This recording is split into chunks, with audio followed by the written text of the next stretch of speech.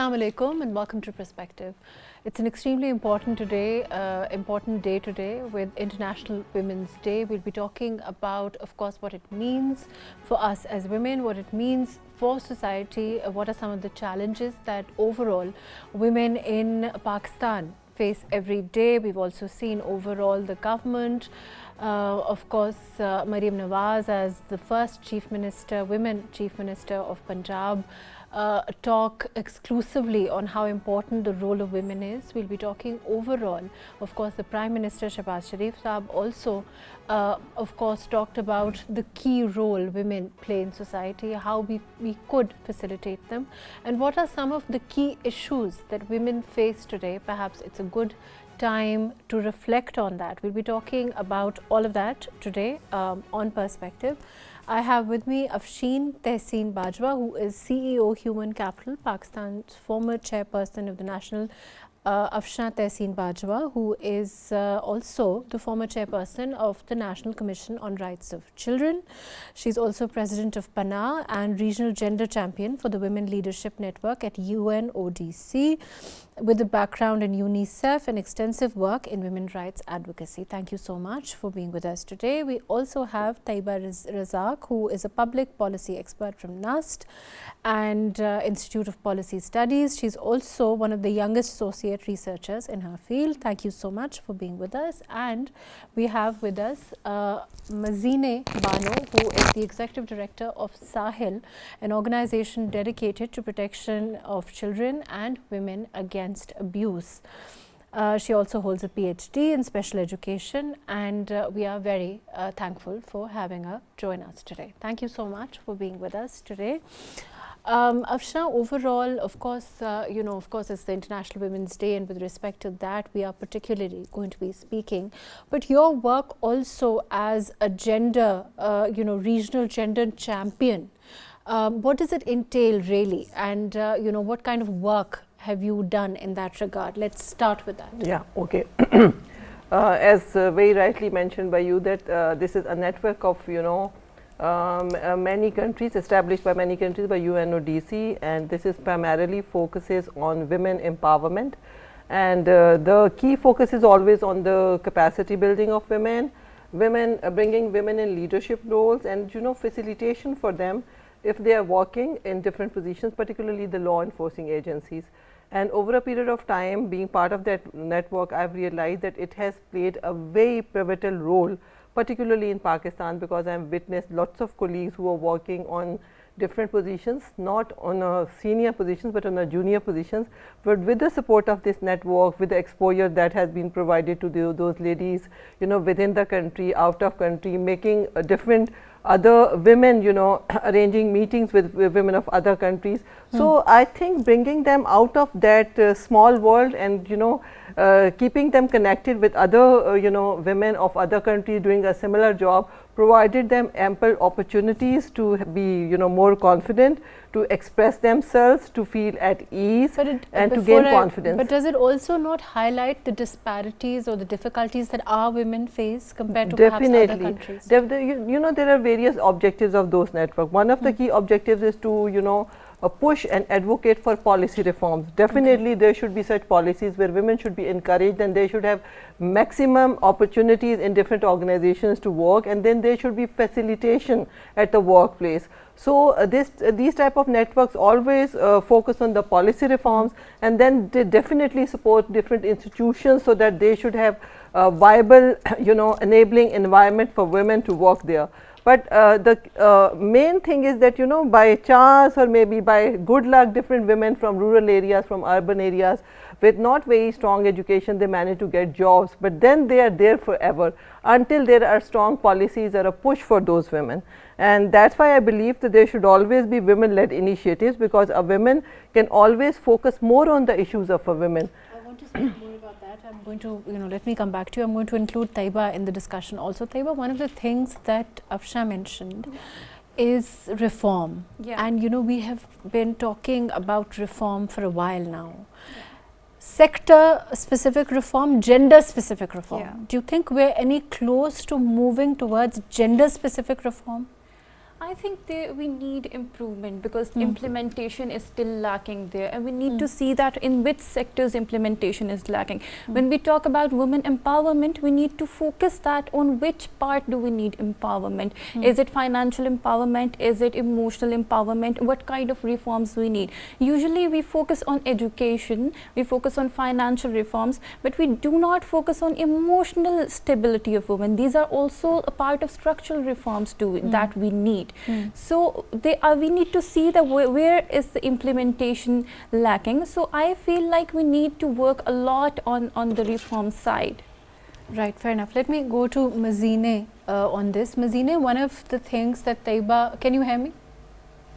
Ji, I can, and I'm Mazineh. I thought so. I'm so sorry. Mazineh, my bad. Ji. No. Mazineh, there is, there is gender specific reform that I want to talk about, and one of those gender specific reforms is that when a woman says that she knows the correct pronunciation of a word, the men insist that they know better.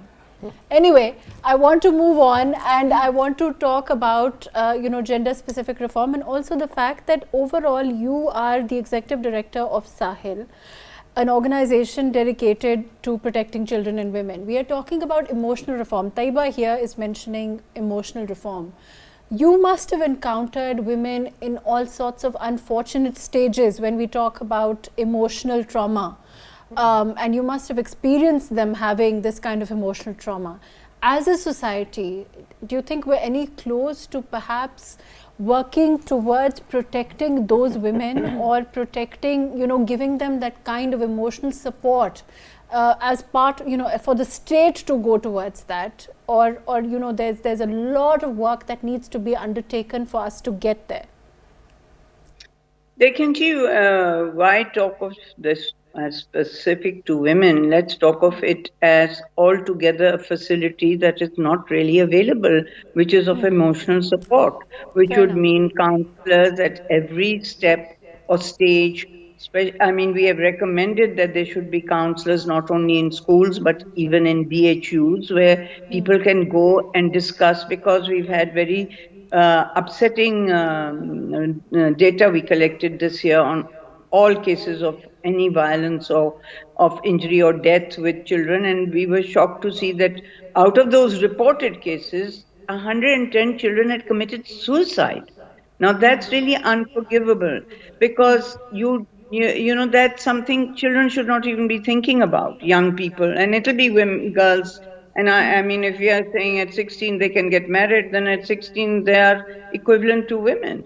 So, I mean, the whole system is not geared towards any counseling facility or support. We actually did do para-counseling with communities.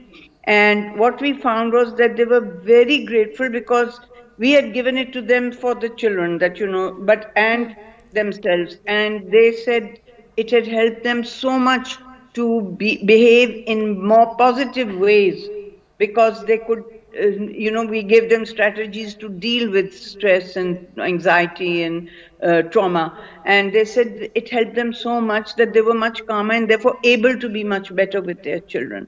So this is a very big need, but it's nowhere near even, that you can't even really mention that it's there.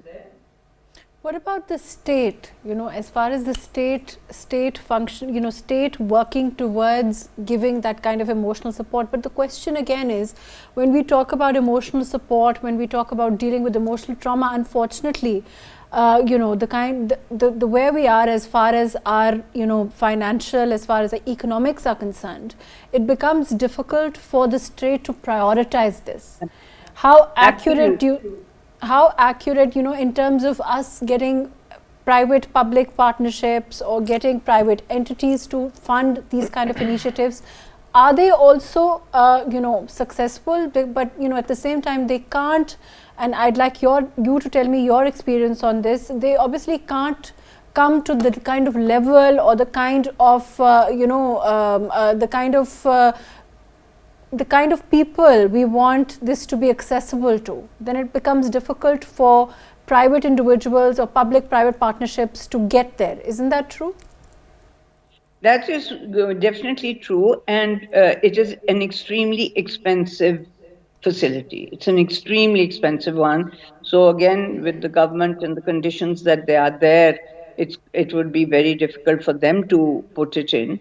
And you have to have a commitment for these things actually. So yes, it would be very difficult. I mean, even for us, what is it? For NGOs, it can only be a drop in the ocean, because you cannot have a facility. It has to be state sponsored, and it is very expensive. There's no doubt about that. So fair enough. Let me come back to you. Afshan, there is, you're also a former CEO of Human Capital, and you must have seen people going through, I mean women particularly. The reason I'm focusing on women is that, of course, as a society we need, across the board, we need that kind of support for individuals, regardless of them being men and women, and of course a lot of, but for the women more, because the children are more often than not, they're the caregivers in that regard.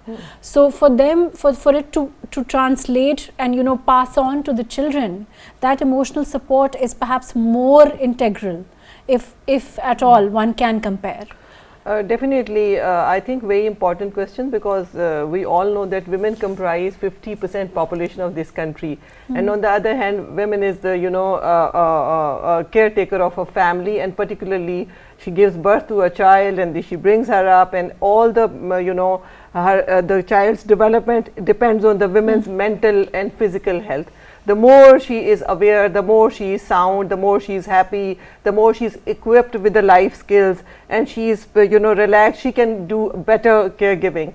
But on the other hand, if you see overall in Pakistan, human rights have always been not a bigger priority, and we always say that that can only materialize when there is strong political will, and strong political will can be verified through the availability of budgetings and national plan of actions, and a strong network of institutions across the country which are functional, which are operational, which have budgets, which have all the facilities available. And then there is one thing, that these access to these services should be ensured. But on the contrary, we see there are hardly, maybe I was hearing 13 such maybe bigger shelters for women across the country where they can. I think the government is now talking about making more I'm shelters. coming towards this. You remember when there was our first female Prime Minister Benazir Bhutto, during her tenure, there was lots of development which was women focused.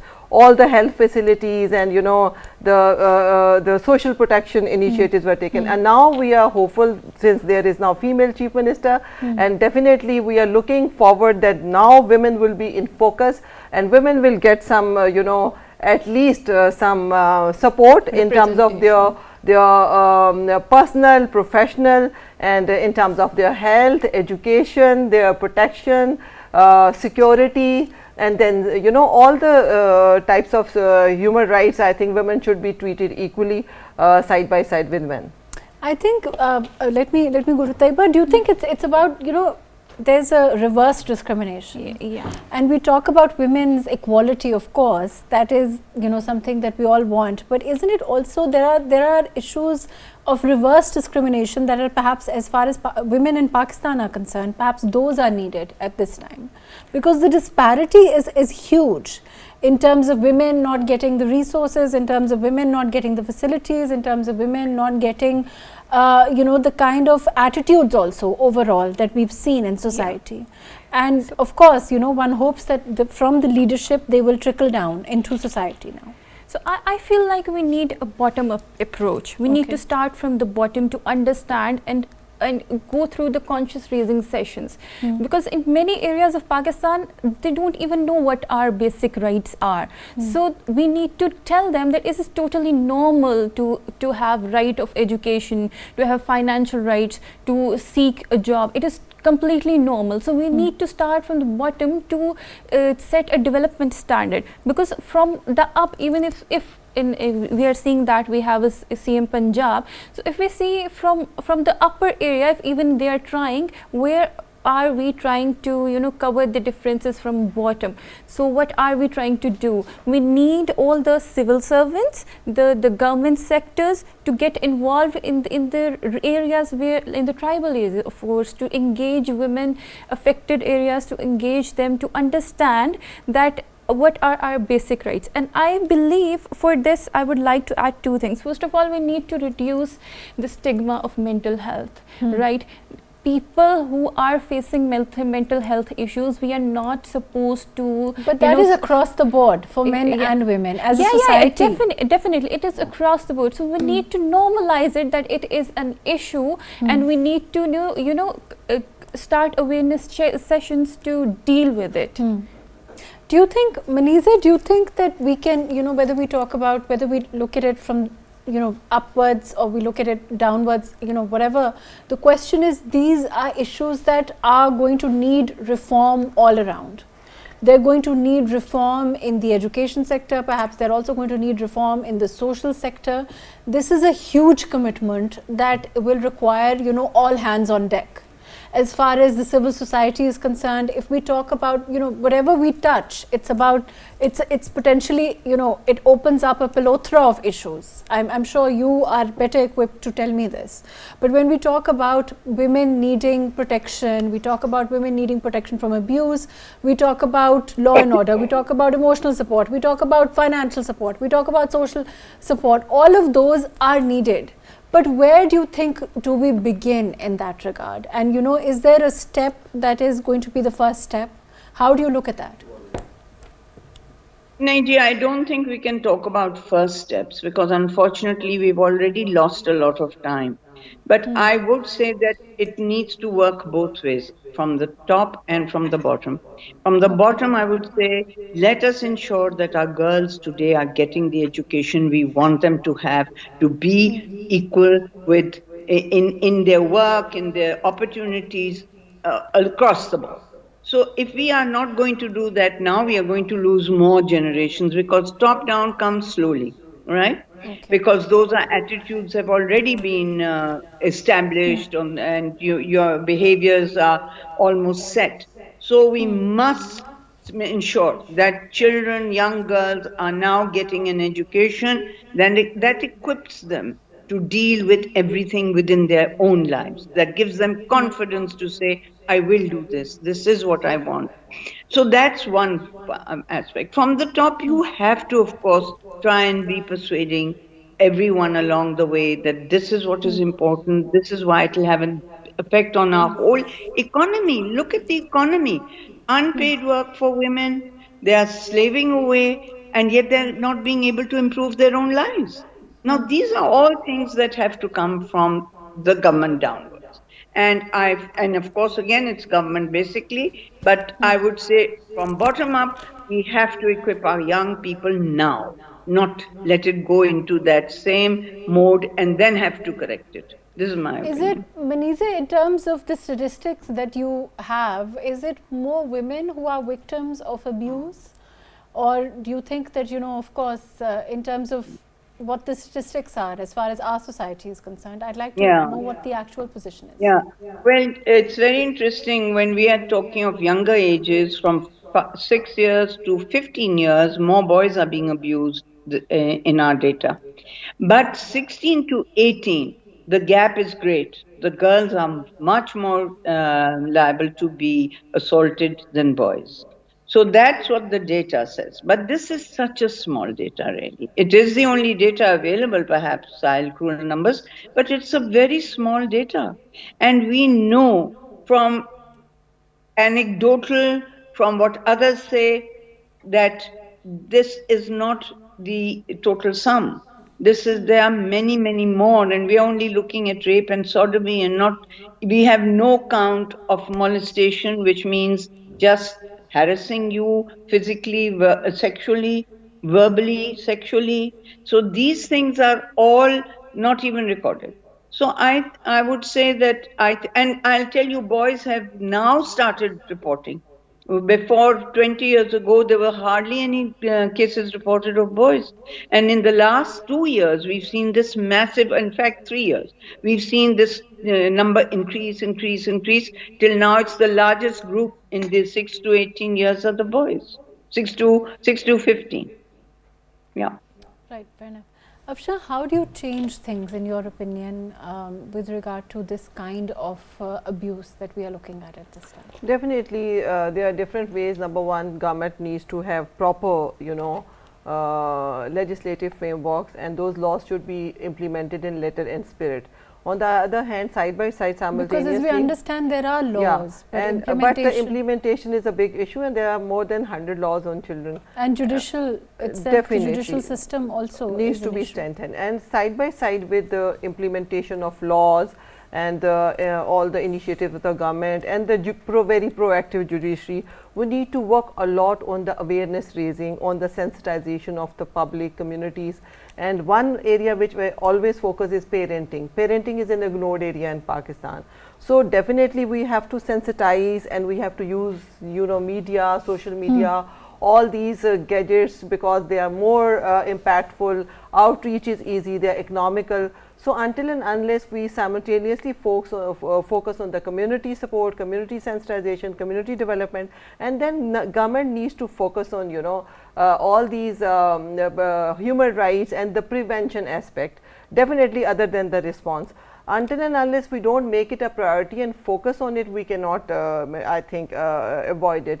Particularly when lots of girls are out of school, every child, whether rich or poor, has a mobile, a gadget in his or her hand. There is no such vigilance, no monitoring system in place, no such prosecution or no rule of law, where if something is happening and you can just punish or maybe punish all those, cartels or networks. So you think it's more, I mean, as far as societal reform is concerned, across the board reform is concerned, perhaps that would actually take care of a lot of issues that women face, that overall we are facing in society, as far as abuse is concerned, as far as overall those issues also as they pertain to women or children. As a woman, I just want to say, first of all, as a society which is a patriarchal society, man-led society, male-dominated society, we will have to register that issue exists. And then still, in spite of being in the a very modern era,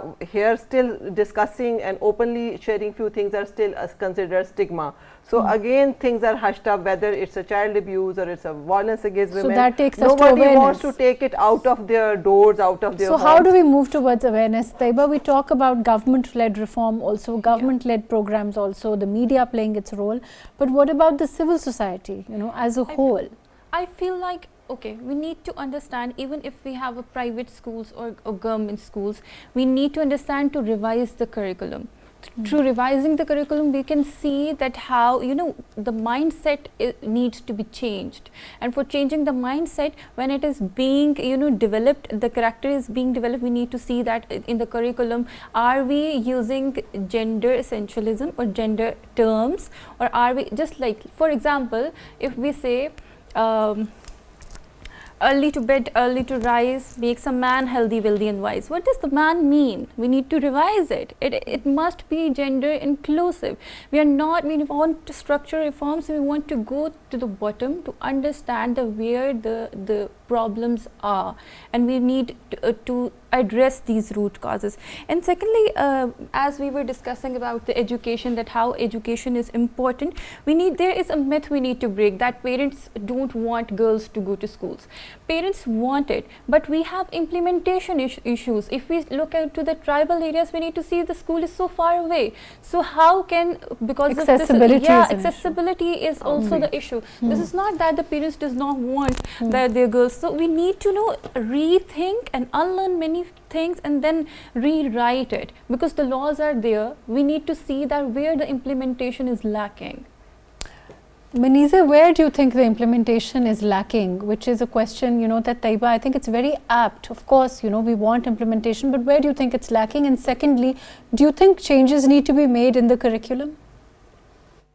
Oh yes, that I 100% agree with Tayyaba, that there may have to be massive changes, and I don't know particularly that the changing just the gender references will make a difference. Our curriculum needs to change totally in the methodology. And that means that where is critical thinking? Where is the content based on real life experiences of the children? Where is, I mean, I've always said that when and children drop out by class 2 also, but by class 5, I would just like to know, what have the children learned really? Nothing. They have not learned about themselves. They've not learned about how to do maybe something practical like a kitchen garden. They have not learned anything about critical thinking, problem solving, developing a project. And I'm not talking about some sort of turbine project. I'm talking about little things so that they understand the process of how you go towards improving or bringing about change. So none of this is in the curriculum, and the children are learning nothing when they come out, and that's why they leave also. Apart from the fact that they may be having corporal punishment and being told you're all idiots, they will leave because there is really nothing there to learn, unless he's so sort of adamant, the child, and he just takes all the nonsense and then moves on. So this is a very, very major change that must take place. And as far as implementing is concerned, I think we're weak on implementation in every sector and in every way. If we are talking about it, where are we really doing awareness? Where are we making sure that facilities are available, health facilities, nutritional facilities? We are just doling out. We are doling out money, but we are not changing or improving the system. Can I add on a small thing? Afshan. I believe that, as Mazineh very rightly, pertinently mentioned, all the life skills we need to impart to our children. I believe that other than life skills, this values, character building should be the hallmark of education. Because now if you just review the overall education system, it's just the grading and the numbers and the, knowing all the subjects. But as far as the child development, a holistic child development is concerned, if you want to change a person, whether girl or a man, you have to focus on its early childhood development. And then you have to inculcate all those values and character building, and then definitely life skills, like how to respond in critical situations, how to respond, how to be peaceful, how to, behave in with a multicultural, communities, and blah, blah, blah is a long list. So definitely we need a total 360 paradigm revamping shift, of and the syllabus. revamping of the whole system if we really want to change the society. Tayyaba, other than that, okay, we talked about abuse, we talked about the of course, some of the measures the government can take. In terms of, for example, the Women's Day today, and the role that I want to talk about some positives also, if there are any. But Mazineh mentioned that perhaps a couple of years ago, what is being questioned today perhaps was not even there before. So I mean, I don't know if one should pat oneself on the back by saying that perhaps we are moving in the right direction.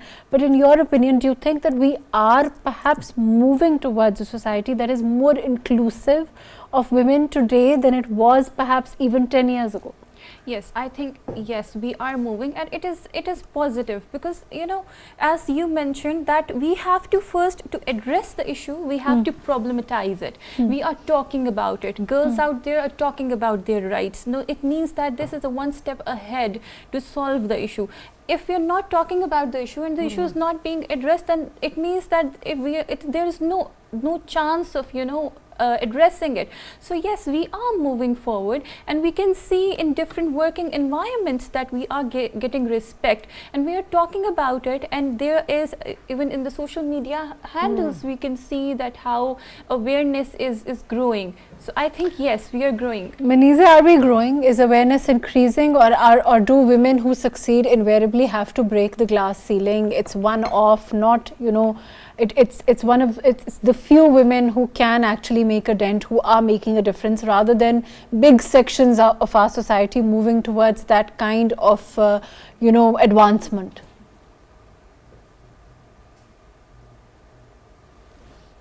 Ji, Mazineh? Gee, sorry, I did. Yeah, you are. You meant. If I'm right, you are saying that why aren't larger groups of women breaking the glass ceiling? I'm Is that saying, what you're do saying? you think, in your opinion, that larger groups are now moving towards breaking the glass ceiling, or is it just one-off cases? Do you think the awareness, because the awareness is increasing, perhaps we see more women trying to break the mark or break the ceiling?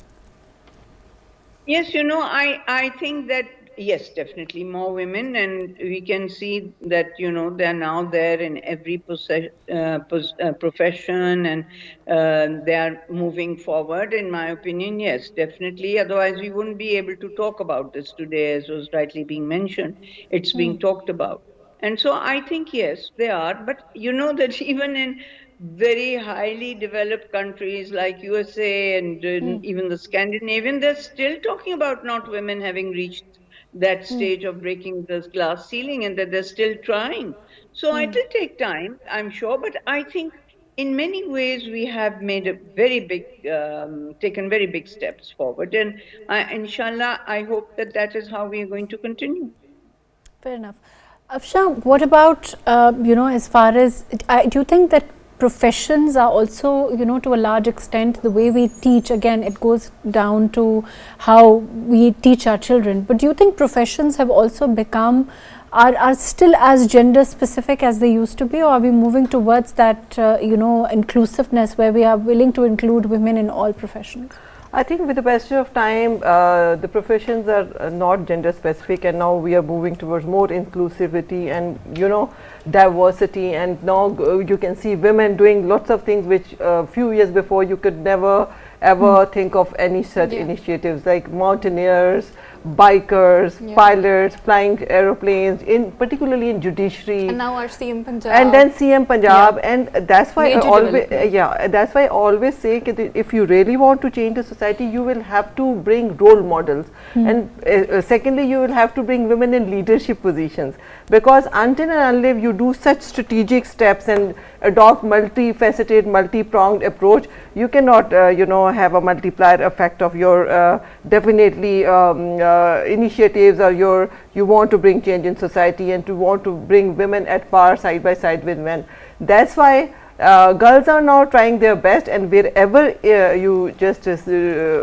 we do have through social media and other means, that wherever girls have got opportunities, enabling environment, some support from family, some financial support, and they have done wonders. But where they don't have, the question is providing those opportunities there, ensuring that those opportunities reach women in those strata of society or those regions or those areas within Pakistan where they unfortunately don't have them. You see, this is a big question, because even now 22.2 million girls are still out of schools, and being a development professional, we just go to all the peripheries, far end of the different areas of Pakistan and all the 4 provinces, and there are number of girls, they want to study, they want to get education, they want to get some skills, and the only very innocent wish they have is that we want to be educated, we want to be productive. So imagine, it's a basic human right to get education, to get health, to get security, and for that, if they are still struggling and just finding some masiha to come and support them, that's a big question mark. That's why we are just saying that the entire focus of any state should be on social development. And if you see any other neighboring countries all over the world, all those countries, if they did development, they invested in the human resource development, they focused in their children and youth, they definitely focused women and had gender focused, gender friendly, gender sensitive initiatives, interventions, and they brought women on the mainstream women in all those key positions where they further can bring a trickle down effect of their presence. I see that you have a background in women rights advocacy. Do you think that our society has a place for women rights advocacy? Because we see, I mean, unfortunately, one has to acknowledge that as a society we don't, by and large, and I'm sure that there are people who do, but we don't encourage our women.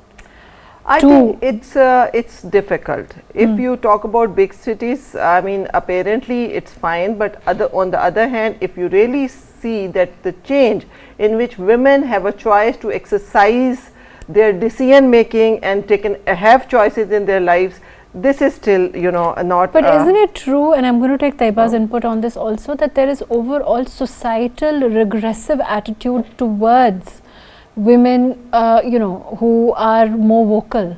And definitely. That is based on our, you know, stereotype, you know, norms, and our, I always say, harmful social practices, and a standard set for women. If they will speak, if they will question, if they will do something which is not already done, if she will wear something which is not already, you know, agreed upon, definitely she is questioned, she is targeted, and she is not considered a positive woman. That's why we have to challenge those norms. And I always say that in our society, if a woman is wearing very, very tight churidar pajama, it is accepted, but if she will wear a very big, very loose jeans, she will not be accepted. So I must say, we have, these are psychologically few things which we have already you know, made for us as standard things for good women, but every for woman, pious women. So how do we change that thinking then? And I mean, there's a religious side to it, but I don't want to, you know, I'm not talking about that, but I'm just talking generally as far as society is concerned. I feel we need two things. First of all, we need to add men as an agents of change. We need to talk to them. They are not someone like, they are not challenging us. We are facing certain issues and we need their support as well. We have fathers, we have brothers, they are going to support us for our education, for our development. So we have to engage men as an agents of change. Feminism is not something different. It is normal. So we are educating everyone. But first you have to tell. But first you have to tell our society that feminism is not bad. Yes, it is not bad. We need, and for this, as I said, that we need to revise our curriculum. We need to add these things. Basic moral education and tolerance is not there. We see that we are lacking as a society. We are lacking morals. We are lacking tolerance. We need to focus on character building first. Mazineh, your thoughts on this? Yeah. Mazineh?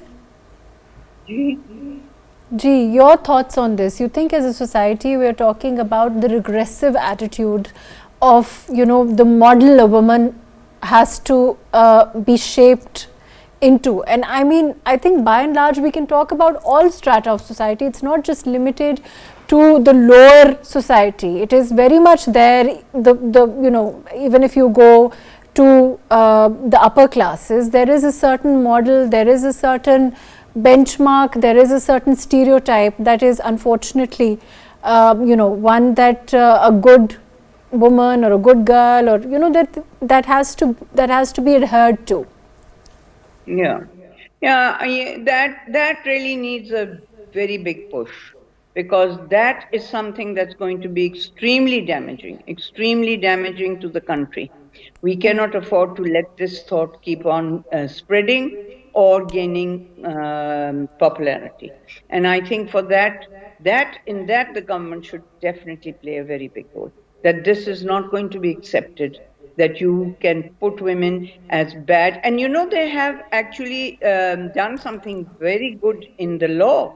They have said that you will not accuse a woman of her past and say she's a bad, or could refer to her as being a habitual abuser, or that she's used to having relationships. They've put it in the law now, and that's the kind of thing that needs to be, and it really needs to be told very, very clearly and loudly that this is not acceptable. But it also, I mean, more than the law, it has to permeate households. Yeah. And you know, it has to permeate attitudes. It means a lot of change. In a lot of cases where it, you know, on the surface of it, it seems too late. Yeah, absolutely. Absolutely. I would like to add a few things here, that yes, when you're talking about household, we need to start from our homes first. We need to unlearn these gender roles. Everybody can cook, right? Everyone can cook, everyone can get education, and it goes both ways. Girl can go out and buy bread for herself, right? She can do it. So let's remove these gender roles and barriers and start living a normal life. We have to consider it normal. What I want to say is, it's my personal observation that you know, in such a conservative society where we have these lots of taboos and lots of social norms which are major hindrance for women.